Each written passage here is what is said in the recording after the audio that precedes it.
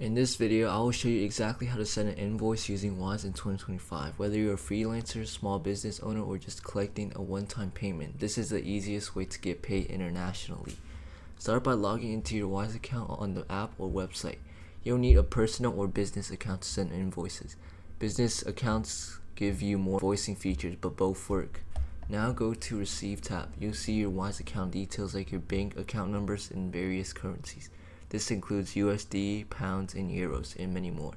This is what your client will use to pay you.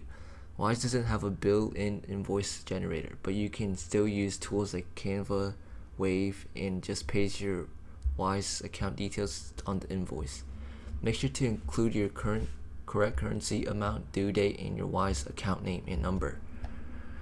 Once the invoice is ready, send it to your client via email. Let them know they can pay you directly using Wise bank details provided. Once the invoice is ready, send it to your client via email. Let them know that they can pay you directly using the Wise bank details provided if they're using Wise. The transfer is usually super fast and low fee. So if this video helped, make sure you subscribe and like.